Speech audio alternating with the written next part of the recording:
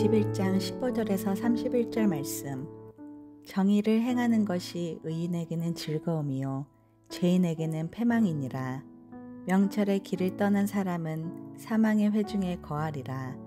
연락을 좋아하는 자는 가난하게 되고 술과 기름을 좋아하는 자는 부하게 되지 못하느니라. 악인은 의인의 속전이 되고 사악한 자는 정직한 자의 대신이 되느니라. 다투며 성내는 여인과 함께 사는 것보다 광야에서 사는 것이 나으니라. 지혜 있는 자의 집에는 귀한 보배와 기름이 있으나 미련한 자는 이것을 다 삼켜 버리느니라. 공의와 인자를 따라 구하는 자는 생명과 공의와 영광을 얻느니라. 지혜로운 자는 용사의 성에 올라가서 그 성이 의지하는 방벽을 허느니라. 입과 혀를 지키는 자는 자기의 영혼을 환난에서 보전하느니라. 무례하고 교만한 자를 이름하여 망령된 자라 하나니 이는 넘치는 교만으로 행함이니라. 게으른 자의 욕망이 자기를 죽이나니 이는 자기의 손으로 일하기를 싫어함이니라. 어떤 자는 종일토록 탐하기만 하나 의인은 아끼지 아니하고 베푸느니라. 악인의 재물은 본래 가증하거든 하물며 악한 뜻으로 드리는 것이랴. 거짓 증인은 패망하려니와 확실히 들은 사람의 말은 힘이 있느니라.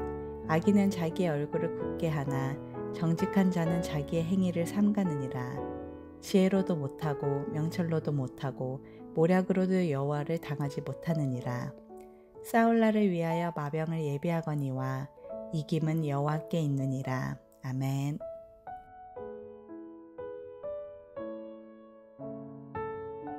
함께 기도하겠습니다.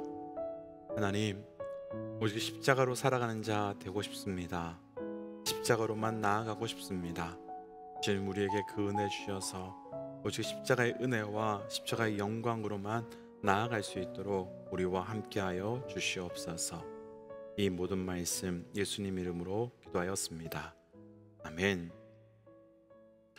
할렐루야. 우리에게 십자가의 은혜를 허락하시고 그 십자가의 은혜를 통해 우리에게 생명을 주신 하나님의 이름을 높이 찬양합니다. 먼저 오늘은 추수감사절입니다. 아마도 오늘 가족들과 귀한 은혜의 시간을 보내게 되실 텐데요, 하나님께 주신 그 은혜가 우리 모든 믿음의 동역자들의 가정과 또 가족들에게 가득히 넘쳐나시기를 축복합니다. 이제 다시 말씀으로 좀 넘어가 보겠습니다. 오늘 우리가 함께 나눌 말씀의 제목은 십자가로 살아가는 생명, 십자가로 살아가는 생명이라고 하는 말씀의 제목으로 우리 믿음의 사람들에게 하나님께 주신 이 생명의 십자가를 통해서 우리의 삶이 어떻게 이루어지고 또 어떻게 살아가야 되는가에 대한 말씀을 함께 좀 묵상해 보려고 합니다. 사실 우리 믿음의 사람들에게 있어서 십자가는 단순한 나무 막대기가 아니지요. 보기에는 처참하고 또 보잘것없는 나무이지만 그 십자가는 죽음으로 끝나는 것이 아니라 생명이 시작되는 놀라운 신비의 장소이기 때문입니다. 그러나 그 십자가는 우리가 생명이 시작된 곳뿐만 아니라 십자가로 살게 된 우리가 십자가로 또다시 살아가야 되는 곳이기도 합니다. 그래서 오늘은 말씀 제목 그대로 우리에게 십자가로 살아가는 생명이 어떤 생명인지를 함께 묵상하면서 우리의 삶이 오직 십자가로만 살아가는 삶이 되어 가시기를 주의 이름으로 축복하며 또한 도전합니다.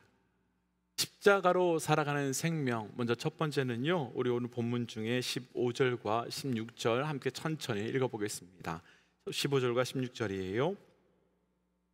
정의를 행하는 것이 의인에게는 즐거움이요 죄인에게는 패망이니라. 명철의 길을 떠난 사람은 사망의 회중에 거하느니라. 아멘. 정의를 행하는 것이 의인에게는 즐거움이지만 반면에 명철의 길을 떠난 사람은 사망에 거하게 된다라고 먼저 정의해 주고 계세요. 그렇다면 여기서 정의를 행하는 의인이 즐거우며 기쁠 수 있는 이유가 무엇 때문일까? 그 질문을 먼저 한번 해보고 싶습니다. 그 이유를 여러 가지로 설명해 볼 수 있겠지만 15절 말씀과 대조되는 16절 말씀에서 이야기하고 있는 명철을 떠난 사람이 사망의 노역이 된다라고 하는 그 말씀을 근거로 그 이유를 찾아본다면 바로 정의를 행하는 이 의인이 즐거울 수 있는 이유는 정의를 행하지 않는 악인은 사망에 놓이게 되지만 정의를 행하는 의인은 바로 생명에 놓이기 때문에 즐거워할 수 있는 거죠. 그렇다면 우리에게 그 진짜 영적인 기쁨은 바로 우리의 삶에 정의를 행하기 때문에 오는 영적인 기쁨은 다른 그 무엇 때문이 아니라 바로 우리에게 생명이 시작되었기 때문입니다. 그렇다면 과연 정의라고 하는 그 의가 무엇이기에 우리에게 생명을 주고 그 생명의 기쁨을 누려갈 수 있도록 하겠습니까? 과연 그것이 무엇이기에 그것을 행하지 않는 자는 죽음에 거하게 되고, 다시요, 의를 행하지 않는 자는 죽음에 거하게 되고 그것을 행하는 자는 살게 되는 기쁨을 누리게 되는 걸까요? 로마서 3장 21절과 22절 말씀을 보시면요, 21절에서는 율법 외에 하나님의 한 의가 나타났다라고 말씀하시면서 그 하나님의 의는 구약의 율법과 선지자들이 증거한 의다라고 설명합니다. 그러면서 그 의가 누구인지를 분명히 설명하는데 22절 말씀을 보시면 그 의가 바로 예수 그리스도, 그 예수 그리스도가 하나님의 의이며 그 의는 누구에도 차별이 없다라고 증거합니다. 그럼 다시 한번 정리해 보자고요. 다시 한번 정리해 보면 의는 누구이며 무엇인 겁니까? 바로 예수 그리스도, 그분이 바로 우리의 의 그 자체이신 겁니다. 의는요, 사상이나 이데아나 철학이나 도덕이 아니라 바로 예수 그리스도로, 예수님이 바로 우리의 의의 본질이시며 그 의 자체이신 겁니다. 그렇다면 하나님께서 우리에게 의가 되시는 예수 그리스도를 허락하신 본질적인 이유는 바로 예수 그리스도를 통해서 우리를 살게 하시고 그 살게 된 생명으로 인해 기쁨으로 충만함을 누리도록 하시기 위하여 의 되시는 예수 그리스도를 우리에게 주시고 허락하신 겁니다. 그런데 가끔은요, 우리가 의 되시는 예수 그리스도로 살아가는 것이 생명의 길이 아니라 죽음의 길처럼 보일 때가 있습니다. 예수님의 제자들을 한번 생각해 본다면요, 예수님의 제자들은 예수님이 승천하신 이후에 다들 고향으로 돌아가고 싶었지만 돌아간 사람들이 없었습니다. 왜냐하면 예수께서 명령하신 대로 다시 예루살렘으로 돌아가 마가의 다락방에서 기도했어야만 했기 때문이지요. 그런데 제자들에게 다시 예루살렘으로 돌아간다는 것은 과히 죽을 것 같은 상황이 올 수도 있는 위험이 있는 선택이었습니다.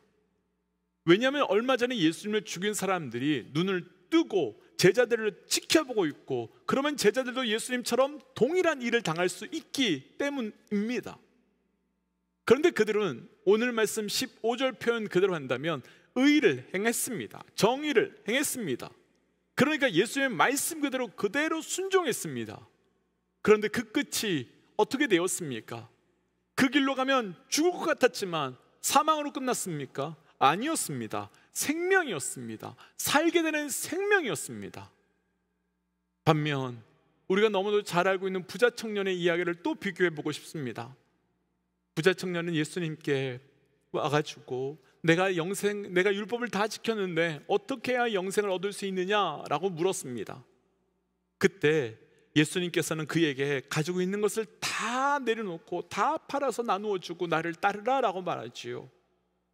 왜 예수님이 그냥 나를 따르라 라고 말씀하지 않고 가지고 있는 것을 다 포기하고 나를 따르라 라고 했을까요? 이건 온전한 진정한 의를 위해서는 너가 가지고 있는 너의 의를 포기하고 내려놓으라 라고 말씀하는 겁니다. 그런데 이 청년은 거절했습니다. 왜냐하면 이 청년은 하나님의 의에는 관심이 없고 나의 의에만 관심이 있었기 때문입니다. 사람들이 나를 뭐라고 말하는지, 사람이 나를 어떻게 바라보는지 나의 의와 나의 의를 세우는 것에만 집중되어 있었기 때문이며, 그래서 그는 하나님의 의에는 전혀 관심이 없고 내 의만 세우기 원했던 겁니다. 그리고 그런 그를 오늘 말씀으로 표현해 본다면 명철을 떠난 자이며 결국은 사망의 회중에 거하게 된 것이지요. 사랑하는 믿음의 동역자 여러분, 오늘 말씀에서 우리가 기억하셔야 될 것이 있습니다. 그분께서 우리에게 그분의 의를 행하라고 하신 것은 그분께서 그분의 의를 우리에게 주신 것은 의가 되시는 그분을 따라가고 의가 되시는 그분으로 살아가는 것이 결코 간단한 일은 아니지만, 힘든 일이지만, 그렇게 하신 본질적인 이유는 우리를 살게 하시고 그 생명을 통해 우리에게 주시는 영적 기쁨을 주시기 위한 것이었습니다. 그래서 도전하기는 우리의 삶이 의 되시는 예수 그리스도로 살아가고 의 되시는 예수 그리스도와 함께 살아감으로 우리의 삶에 그 의를 행하는 자에게 주시는 영적 기쁨이 저와 우리 모든 믿음의 동역자들에게 가득히 넘쳐나시기를 주의 이름으로 도전합니다. 십자가로 살아가는 생명 두 번째는요, 21절 말씀이에요. 21절. 공의와 인자를 따라 구하는 자는 생명과 공의와 영광을 얻느니라. 아멘. 공의와 인자를 따라 구하는 자는 생명과 공의와 영광을 얻게 된다라고 증거합니다. 먼저 축복하기는 우리 모든 믿음의 동역자들에게 이 말씀의 사건이 우리의 사건으로 그대로 성취되며 그대로 이루어지며 그대로 증거되어 가시기를 주의 이름으로 축복합니다. 사실 오늘 말씀의 제목에는 십자가로 살아가는 생명이지만 오늘 말씀에는 그 어디에도 십자가라는 단어가 나오지 않습니다. 그럼 왜 말씀의 제목을 십자가로 살아가는 생명이라고 했을까요? 이제부터 말씀을 조금씩 풀어가면서 설명해 보겠습니다. 우리가 보통이요, 공의와 인자라고 했을 때 사실 공의와 인자를 반대되는 개념으로 볼 때가 많이 있지요. 그래서 공의만 주장하면 판단하게 되고 심판하게 되고 결국 죽이게 되지요. 그러나 반대로 인자, 곧 사랑만 주장하게 되면 사람을 방종하게 만들고 무질서하게 만들고 결국은 그 또한 방탕과 무질서로 죄를 짓게 나아가도록 허락할 수밖에 없습니다.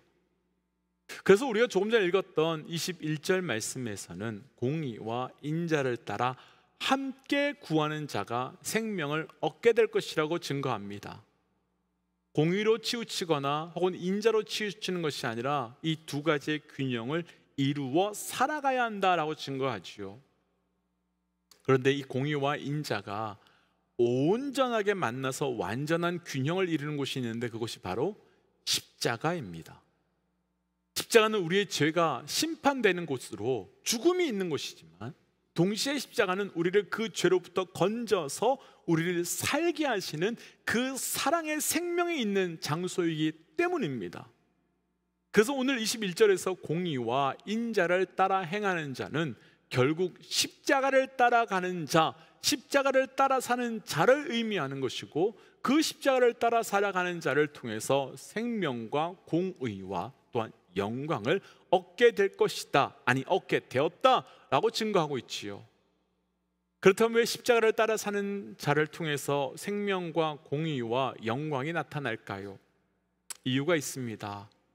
그 이유가 바로 십자가의 놀라운 은혜이며 섭리이며 비밀인데요, 십자가에서의 공의는 절대로 죄 있는 우리에게 적용되는 것이 아니라 예수 그리스도께만 적용이 되고 인자는 철저히 우리에게만 적용되기 때문입니다. 다시요, 십자가에서 공의는 철저히 예수 그리스도께만 적용이 되고 십자가에 있는 그 인자는 철저히 우리에게만 적용되기 때문입니다. 아주 간단히 좀 생각해 보시면 이 말씀이 무슨 뜻인지 충분히 이해할 수 있으리라 생각이 되는데요, 십자가에서 죽으신 예수님이 누구의 죄 때문에 죽으신 것이지요? 바로 우리의 죄 때문입니다. 우리의 죄 때문에 공의를 행하시기 위해 우리를 위해서 죽으신 겁니다. 분명한 것은 우리의 죄 때문에 우리가 그분과 함께 죽은 것이 아니라 그분만 죽으셨습니다. 그런데 그분만 죽으셨는데 우리도 죽으셨다고 해주셨고, 그리고 우리에게 마치 우리가 죽은 것처럼 생명을 주셨습니다. 이것이 바로 인자지요. 그러니까 간단히 정리해 본다면 십자가에서의 공의는 그분에게만 해당되는 죽음의 사건이었고 인자는 우리에게만 해당되는 생명의 사건이었습니다. 그럼 우리가 십자가로 살아간다는 것은 어떤 삶을 의미하겠습니까? 그 구체적인 모습을요, 스데반이 순교하는 장면에서 우리는 볼 수 있을 것 같습니다. 스데반이 순교하는 장면에서 스데반은 구약에서부터 시작된 그 하나님의 언약과 말씀으로 또 예수 그리스도가 누구이며 메시아가 어떤 분이신지를 하나하나 아주 자세히 증거했습니다. 그런데 그 복음을 증거함으로 스데반이 당한 결과는 어떤 것이었습니까? 돌에 맞아 죽게 되었지요. 그런데 그 돌에 맞아 죽는 순간 스데반이 한 것은 무엇이었습니까? 돌을 들어서 자기를 치는 자들을 향하여 같이 던진 것이 아니라 오히려 그들의 죄를 용서하여 달라고 기도했습니다. 그들은 자신들의 죄가 무엇인지 모르니 용서해 달라고 기도했습니다. 그런데 정작 거기서 진짜 돌 맞아야 하는 사람은 누구이겠습니까? 진짜 돌 맞아야 되는 사람은 스데반이 아니라 돌을 던지고 있는 그들이 돌을 맞아야 하는데, 돌을 던지는 자들이 돌 맞아 죽어야 하는데 오히려 던져야 되는 사람은 그 자리에서 죽어가고 있고, 오히려 맞아야 되는 사람은 그거를 던지고 있는 것입니다. 그리고 그 돌을 던지며 정작 돌에 맞아야 하는 사람 중에 그 자리에 바로 사울이라는 사람도 있었습니다. 그런데 스데반에게 돌을 던지던 사울에게 어떤 일이 일어났습니까? 스데반의 죽음으로 멈추어졌던 그 사명이 사울에게 전이 되면서 사울은 바울이란 새로운 이름, 새로운 존재, 곧 주의 인자하심의 사랑을 받은 자로 생명의 기쁨을 누리게 됩니다. 그러면서 그 이후 바울의 삶에 나타난 것이 어떤 것입니까? 21절 끝부분의 말씀처럼 생명과 공의와 영광이 바울의 삶 가운데 가득히 넘쳐났습니다. 그렇다면 우리가 십자가를 지고 산다는 것이 무엇인지, 십자가를 따라 살아간다는 것이 무엇인지 우리는 분명하게 알게 될 수 있을 것 같습니다. 우리가 그분의 십자가로 살아간다는 것은 우리가 공의의 자리에 서서 우리가 책임을 지고 우리가 욕을 먹기도 하고 우리가 돌에 맞기도 하지만 우리를 통하여 그 인자는 믿지 않는 자들에게 흘려내보는 삶이 되는 것입니다. 마치 예수님께서 우리 죄 위에 죽으셨지만 우리에게는 그 죽음의 책임을 조금 더 묻지 않으시고 오히려 생명의 은혜를 흘려보내주신 것처럼 우리는 그 생명의 은혜만 흘려보내면 되는 겁니다. 그래서 축복하기는 우리 안에 공의의 삶이, 그리고 그 공의를 통한 인자를 흘려보내는 은혜의 삶이 가득히 넘쳐나시기를 주의 이름으로 축복하며 또한 도전합니다. 그래서 이 시간 이렇게 좀 기도하고 싶습니다. 하나님, 내가 십자가로 살아가는 삶을 살게 하여 주옵소서. 그리고 그 삶을 통하여 우리에게 주신 그 인자하심이 넘치도록 흘러가게 하여 주옵소서라고 함께 기도하겠습니다. 기도할까요? 하나님, 주신 말씀을 기억하며 기도해 나갑니다. 하나님, 우리가 어떻게 무엇을 통해 살아가야 되는지 알게 하여 주시고 그것을 통해 살아감을 통해 주의 놀라운 은혜가 우리의 증거될 수 있도록 인도하여 주옵소서. 그 십자가의 은혜를 날마다 넘치도록 증거하고 그 십자가의 은혜를 증거하며 나아가는 우리 인생 되도록 동행하여 주옵소서. 하나님, 오직 십자가로 사는 자 되어가기로 합니다. 십자가로 살게 하시고 십자가로 증거케 하여 주시고 십자가의 은혜로 걸어가는 자 되어서 오늘도 그 십자가 주신 생명의 은혜를 누리며 증거케 하여 주옵소서. 이 모든 말씀 예수님 이름으로 기도하였습니다. 아멘. 사랑하는 믿음의 동역자 여러분, 오늘 하루가 우리가 곧 십자가로 살고 십자가로 걸어가는 하루 되셔야 됩니다. 우리 삶의 십자가를 통하여 주신 공의와 인자의 은혜를 기억하십시오. 함께 선포하고 삶의 자리로 기도의 자리로 나아가지요. 함께 선포하겠습니다. 하나님은 살아계십니다. 아멘. 승리하십시오. 함께 또 기도하지요.